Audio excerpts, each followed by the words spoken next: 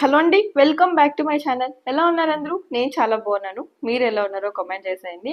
చాలా రోజులు అయిపోయింది లాంగ్ వీడియో పోస్ట్ చేసి, కొంచెం బిజీ ఉన్నాను, అందుకే పోస్ట్ చేయడానికి కుదరలేదు. సో ఇవాల్టి వీడియోలో కెమిస్ట్రీని ఎటువంటి కోచింగ్ లేకుండా ఇంట్లోనే యూట్యూబ్లో ఉన్న ఫ్రీ క్లాసెస్ని చూసి ఎలా ప్రిపేర్ అవుతున్నాను, కంప్లీట్ డీటెయిల్స్ అయితే చెప్తాం అనుకుంటున్నాను. అలాగే ఇంకొంతమంది హౌస్ వర్క్స్, లీక్షు, అలాగే స్టడీస్ని అన్నింటినీ ఎలా బ్యాలెన్స్ చేస్తున్నారు అని అడుగుతున్నారు కదా. సో ఈ వీడియోలో అయితే అన్నిటి గురించి డిస్కషన్ చేసుకుందాం.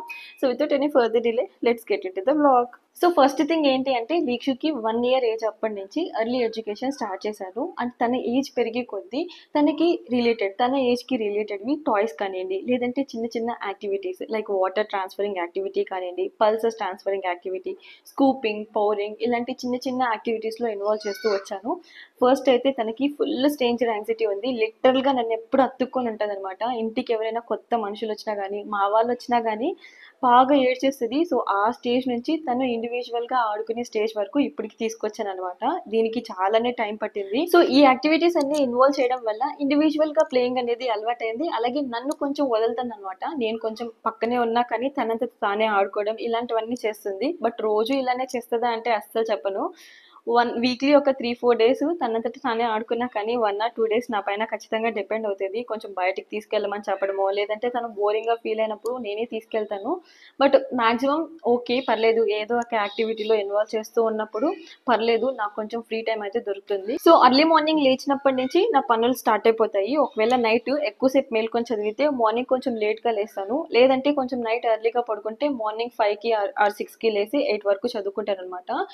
8 నుంచి 10:30 వరకు మార్నింగ్ కావాల్సిన బ్రేక్ఫాస్ట్, అలాగే ఆఫ్టర్నూన్కి కావాల్సిన లంచ్ రెండు అన్నీ ఒకేసారి ప్రిపేర్ చేస్తాను. బికాస్ మళ్ళీ ఆఫ్టర్నూన్కి లంచ్ సపరేట్గా ప్రిపేర్ చేసామనుకోండి టైం అంతా వేస్ట్ అయిపోతుంది అనేసి మార్నింగ్ బ్రేక్ఫాస్ట్ ప్లస్ అలాగే ఆఫ్టర్నూన్కి లంచ్ రెండింటికి ప్రిపేర్ చేస్తాను. అలాగే 10:30 or 11 లోపల అన్ని పనులన్నీ ఫినిష్ చేసుకొని ఇంకా నేను లీక్షు ఏదో ఒక యాక్టివిటీలో తనని ఇన్వాల్వ్ చేసి నేను కానీ కొంచెం సేపు చదువుతాను. మార్నింగ్ 11 to 12:30 or 12 వరకు కొంచెం సేపు చదువుకుంటాను అనమాట. సో తను ఏదో ఒక యాక్టివిటీలో మంచిగా ఇన్వాల్వ్ అయింది అనుకోండి, నా స్టడీ ఆ రోజు మంచిగా సాగుతుంది. అటు ఇటు అయింది అనుకోండి, కొంచెం అటు ఇటుగానే ఉంటుంది. ఇంకా ఆఫ్టర్నూన్ అయిపోయిన తర్వాత తనకి లంచ్ పెట్టేసి నేను కానీ లంచ్ తినేసి ఇంకా తనని నిద్రూపేసిన తర్వాత నా స్టడీస్ అయితే మంచిగానే సాగుతాయి. పర్లేదు, ఒక 2 hours or 1.5 hours. ఇప్పుడు ఏజ్ పెరిగే కొద్దీ నిద్ర అనేది కొంచెం తక్కువగానే పోతుంది. సో 1.5 hours or 2 hours, కొన్నిసార్లు 3 hours 4 hours కంటే నిద్రపోతుంది. అలాంటి టైంలో నాకు పండగ అనమాట. సో మంచిగా కామ్గా చదువుకుంటాను. అండ్ ఇంకా ఈవినింగ్ అయ్యేసరికి 5 to 6కి మళ్ళీ బ్రేక్ తీసుకుంటాను. ఇంట్లో ఇంకా చిన్న చిన్న పనులు ఉంటాయి కదా, అవన్నీ ఫినిష్ చేసుకొని 6 to 7 మళ్ళీ ఒకవేళ టైం ఉంటే ఒక 1 hour or ½ hour 40 minutes అయినా కానీ చదువుతాను ఈవినింగ్. ఇంకా 7:30కి డిన్నర్ స్టార్ట్ చేస్తాను. డిన్నర్ అంతా అయిపోయేసరికి 9:30 అలాగా అవుతుంది. ఇంకా 9:30 నుంచి లీక్షు అయితే ఆల్మోస్ట్ 11కి or 12కి పడుకుంటుంది ఒక్కోసారి. సో అంతసేపు వాళ్ళ డాడీ అన్న చూసుకుంటారు, లేదంటే నాతోనే ఉంటుంది. పాప ఎక్కువ నాతోనే ఉంటుంది. నేను చదివేటప్పుడు తను కానీ బుక్స్ పెట్టుకొని చదువుతూ ఉంటుంది అనమాట. సో లేదంటే ఇంకా ఏదో ఒక యాక్టివిటీలో అప్పుడు కానీ ఇన్వాల్వ్ చేస్తాను. ఏదైనా వాటర్ ఇచ్చి ట్రాన్స్ఫర్ చేసుకోమని చెప్పడము, ఏదో ఒక చిన్న చిన్న యాక్టివిటీస్. కొన్నిసార్లు నవ్వు వస్తుంది, తను అంత కాన్సన్ట్రేట్గా ఏదైనా చిన్న చిన్న పనులు చేసుకుంటూ ఉంటే ఓకేలే అనిపిస్తుంది. ఇంకా 11కి 11:30కి అలాగా తనని నిద్రపోయడానికి పోయినప్పుడు నేను కానీ కాసేపు ½ hour అలా పడుకుంటాను అనమాట. బికాస్ మార్నింగ్ నుంచి కొంచెం వర్క్స్ అలాగే స్టడీస్ అన్నీ మెయింటైన్ చేస్తూ ఉంటాను కాబట్టి కొంచెం టైర్డ్ అయిపోతాను నైట్ వచ్చేసరికి.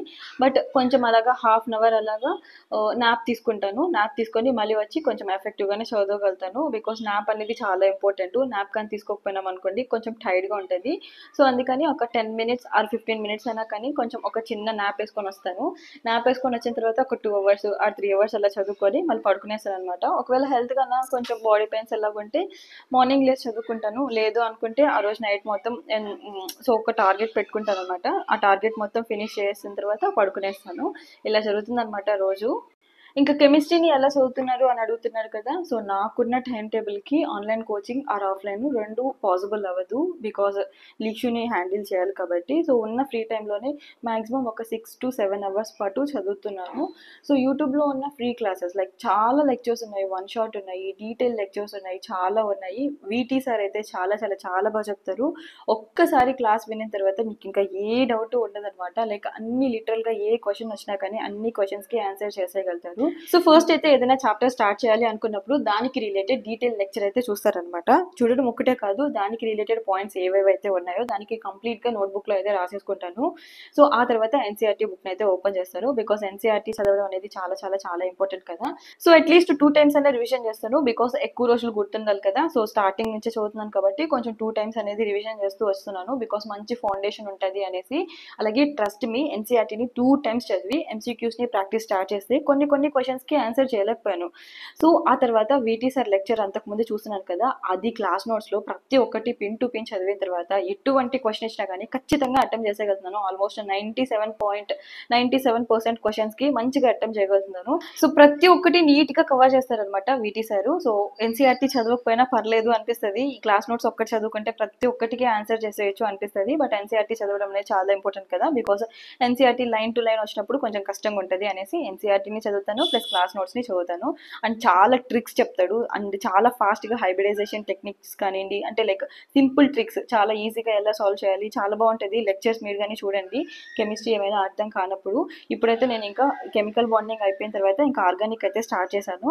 సో ఇలాగా చదువుతున్నాను అనమాట. ఇంకా ఎంసీక్యూస్ గురించి మాట్లాడితే డిఫరెంట్ సోర్సెస్ నుంచి ఎంసీక్యూస్ ప్రాక్టీస్ చేస్తున్నాను అని చెప్పాను కదా. సో ఇప్పుడు నా దగ్గర అయితే 3 టైప్స్ ఆఫ్ మాడ్యూల్స్ ఉన్నాయి. ఒకటి ఏంటంటే కెమిస్ట్రీ ఫింగర్ టిప్స్, అలాగే NCERT punch and PW modules ఉన్నాయి అనమాట. ఎన్సీఆర్టీ పంచ్ అయితే నాకు చాలా అంటే చాలా బాగా నచ్చింది. కెమిస్ట్రీకి బాగుంది, కానీ బయాలజీకి అయితే ఇంకా చాలా చాలా బాగుంది అనమాట. అండ్ ఒక పర్టికులర్ టైప్ ఆఫ్ క్వశ్చన్స్ ఉన్నాయి. నెక్స్ట్ వీడియోలో నేను మీకు డీటెయిల్గా చూపిస్తాను ప్రతి ఒక్కటి, సో దట్ మీకు అర్థమవుతుంది. ఇన్ కేస్ మీరు ఏమైనా మాడ్యూల్స్ కోసం చూస్తున్నట్లయితే ఎన్సీఆర్టీ పంచ్ కూడా చూడండి ఒకసారి. నెక్స్ట్ వీడియోలో అయితే మొత్తం డీటెయిల్గా చూపిస్తాను ప్రతి ఒక్క క్వశ్చన్ టైప్ ఎలా ఉంది అనేసి. సో ఐ హోప్ ఈ వీడియో మీ అందరికీ నచ్చిందని అనుకుంటున్నాను. వీడియో నచ్చితే లైక్ చేయండి, మీ ఫ్రెండ్స్కి షేర్ చేయడం మర్చిపోవద్దు. Thank you for watching. Bye, see you soon in next video. Thank you.